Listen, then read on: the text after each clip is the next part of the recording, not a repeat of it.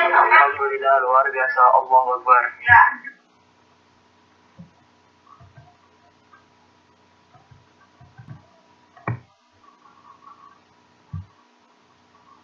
Sebelum memulai pelajaran, marilah kita berdoa dulu. Ayo, salah satu memimpin doa.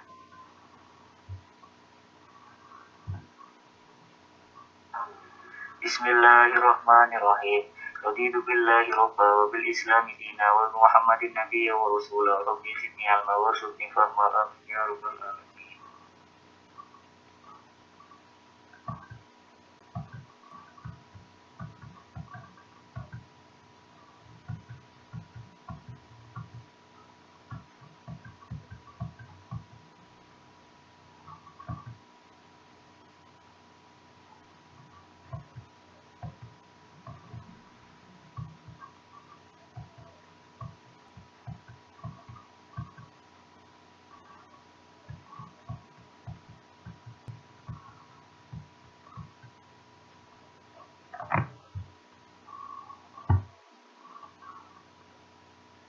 Tujuan pembelajaran pada hari ini adalah 1. Melalui kegiatan percobaan model komponen darah yang di-share pada WhatsApp group, peserta didik dapat menentukan karakter komponen penyusun darah dengan tepat. Yang kedua, melalui kegiatan diskusi model komponen darah yang di-share pada WhatsApp group, peserta didik dapat membandingkan fungsi komponen penyusun darah dengan benar.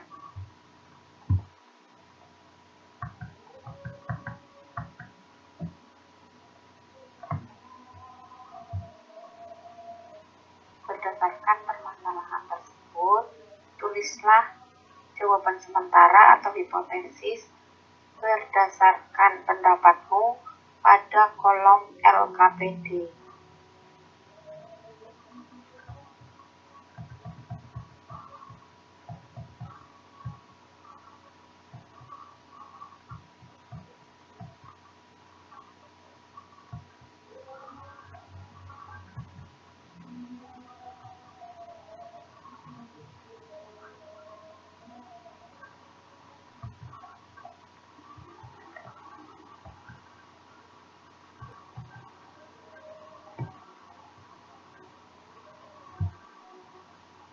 Sudah ada yang selesai melakukan percobaan?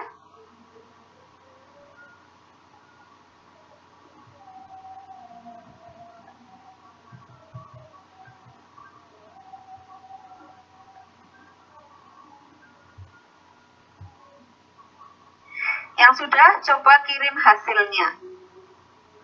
Yang berupa foto ya.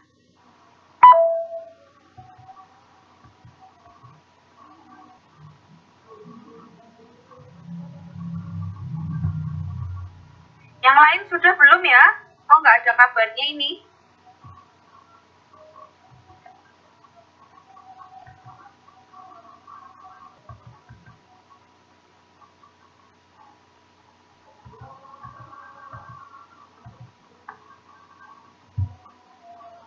Siap untuk presentasi ya? Salah satu coba pakai pesan suara. Assalamualaikum warahmatullahi wabarakatuh. Nama saya Dini Supriyanto. Jawaban hipotesis. Jika darah keluar terus-menerus akan mengalami kekurangan darah.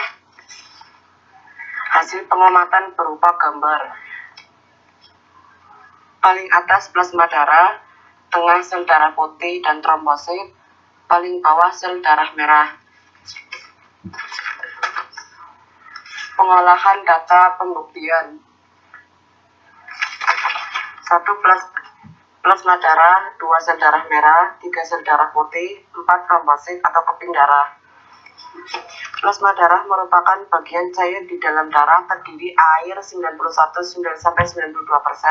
protein 8-9%. Sel darah merah atau eritrosit mengandung hemoglobin yang berperan dalam mengikat oksigen.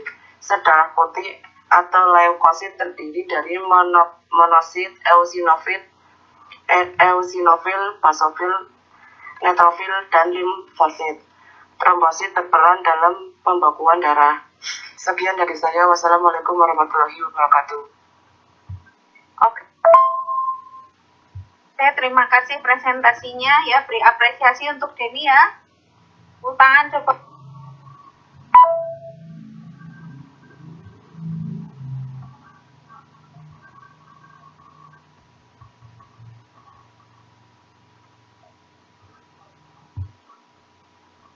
Ada lagi yang mau presentasi? Ayo, siapa?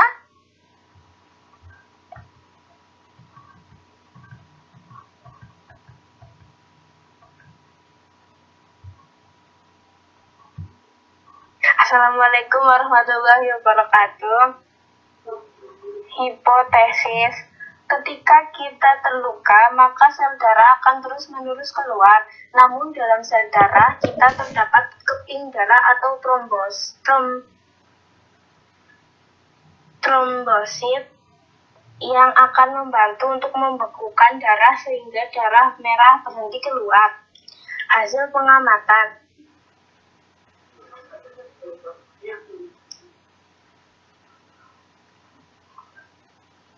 Plasma darah, sel darah putih, dan trombosit, sel darah merah. Komponen darah terdiri atas plasma darah adalah komponen darah berbentuk cairan berwarna kuning yang menjadi medium sel-sel darah di mana sel darah ditutup. Sel darah putih dan trombosit. Trombosit sebenarnya bukan sel, melainkan sebuah fragmen sel berukuran kecil. Trombosit memiliki peran penting proses pembekuan darah atau koagulasi saat tubuh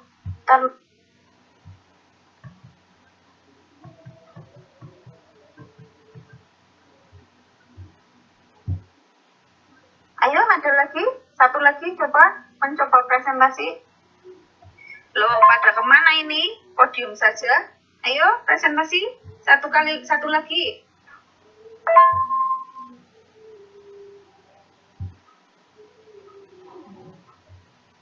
Buat saya, hipotesis jika darah bisa keluar lapisan-lapisan dalam plasma darah akan bagian cair di dalam darah terdiri dari berdarah putih, leukosit terdiri dari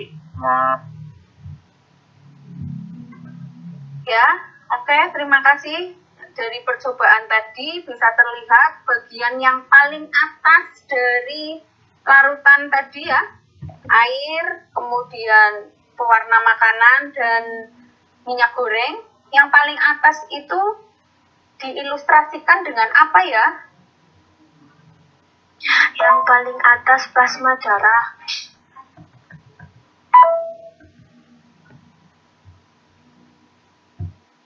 Ya, apa itu plasma darah? Ya, apa itu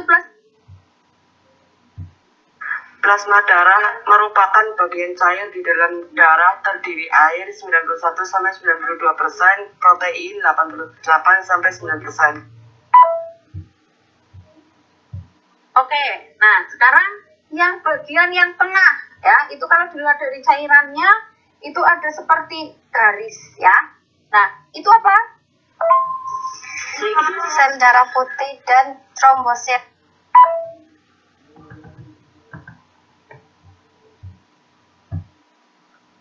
Ya, jadi trombosit itu berfungsi dalam proses pembekuan darah. Ya, supaya kalau kita misalkan terkena luka, itu darahnya itu membeku, tidak akan menetes lagi. Ya. Nah, kemudian bagian yang paling bawah yang berwarna merah itu apa? Sel darah merah atau eritrosit mengandung hemoglobin yang berperan dalam mengikat oksigen. Ya, jadi komponen-komponen darah terdiri dari apa saja? Plasma darah, sel darah merah, sel darah putih, dan plasma dan keping darah. Oke, ada yang mau bertanya? Yang lain? Darah itu fungsinya untuk apa, Bu? Ya, ini Mbak Bilkis tanya, darah itu fungsinya untuk apa? Yuk, ada yang mau menjawab? Ada yang tahu fungsinya darah itu untuk apa?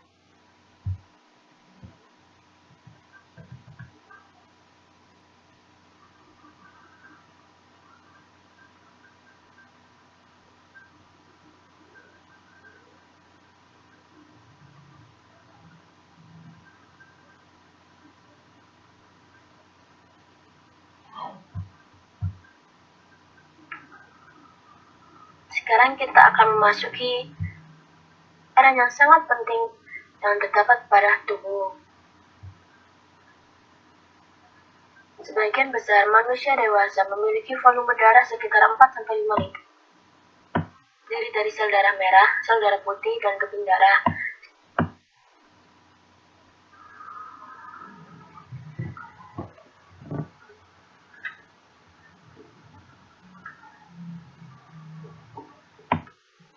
Sampel darah dimasukkan ke dalam alat sentrifugasi. Alat sentrifugasi kita akan tahu mana plasma darah, mana sel darah putih, dan mana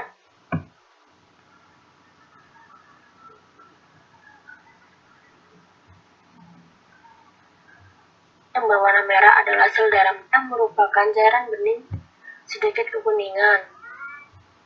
2% air dan 8% lainnya air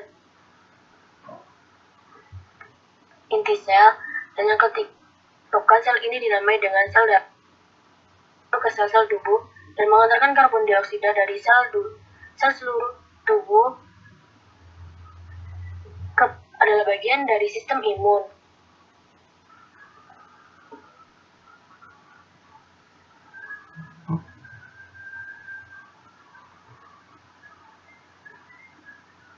Dan yang kedua granulositas.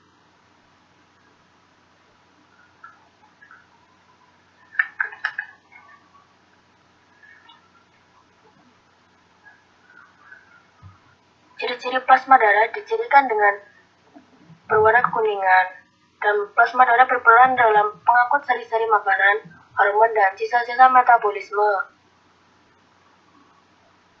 Fungsi plasma darah menjaga atau mengatur suhu tubuh.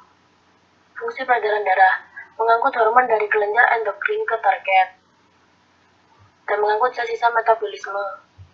Sekarang kita ingat kembali. Darah yang berasal dari paru-paru membawa oksigen untuk dibagikan ke seluruh tubuh.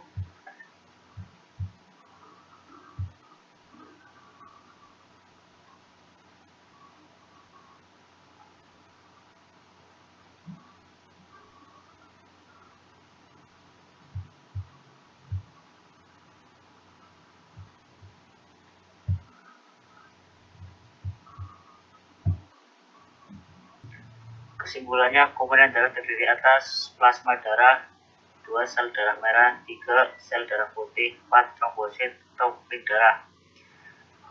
Karakteristik komponen darah. Plasma darah merupakan bagian cair di dalam darah terdiri air 91-92 derajat, protein 8-9%.